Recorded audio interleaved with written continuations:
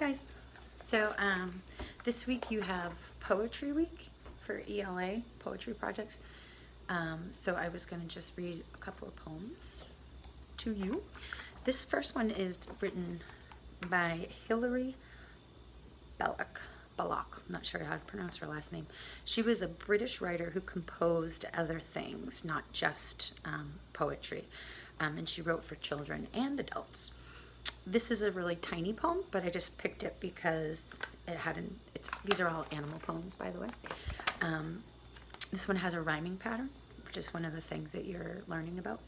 When people call this beast to mind, they marvel more and more at such a little tail behind, so large a trunk before. Can you guess what animal it is? Dum, dum, dum, dum, ba. Elephant. Okay. This next one is called To a Chameleon by Marianne Moore. She wrote specifically about animals. Hid by the August foliage and fruit of the grapevine twine, your anatomy, round and pruned and polished stem, chameleon, fired, laid upon, as emerald as long as the dark king's massy one, could not snap the spectrum up for food as you have done. And that's the picture that goes with it. All right, the next poet, Ralph Waldo Emerson, you might have heard of him, and this is based on an animal fable. The mountain and the squirrel had a quarrel, and the former called the latter Little Prig.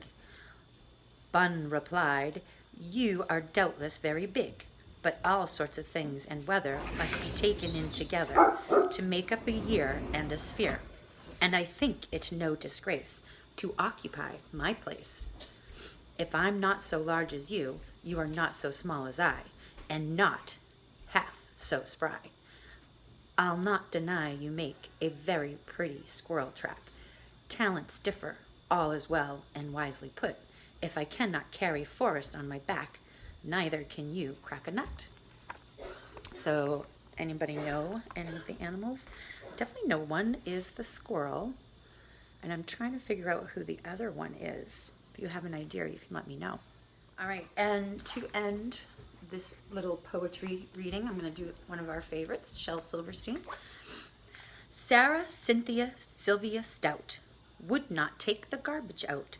She'd scour the pots and scrape the pans, candy the yams and spice the hams.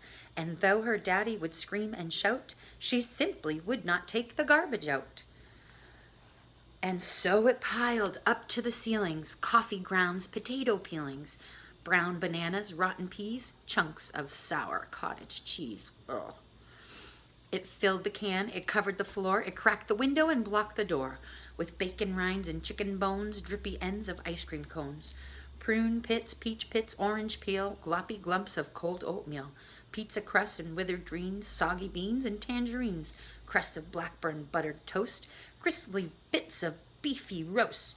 The garbage rolled on down the hill, it raised the roof, it broke the wall. Greasy napkins, cookie crumbs, globs of gooey bubble gum, cellophane from green bologna, rubbery blueberry macaroni, peanut butter caked and dry, curdled milk and crusts of pie, moldy melons, dried up mustard, eggshells mixed with lemon custard, cold French fries and rancid meat, yellow lumps of cream of wheat. At last the garbage reached so high that it touched the sky, and all the neighbors moved away, and none of her friends would come to play. And finally, Sara Cynthia Stout said, "Okay, I will take the garbage out." But then, of course, it was too late. The garbage reached across the state, from New York to the Golden Gate, and there in the garbage she did hate. Poor Sara met an awful fate that I cannot right now relate, because the hour is much too late. But children, remember Sara Stout, and always take your garbage out. Look at that garbage. All right. See you guys soon.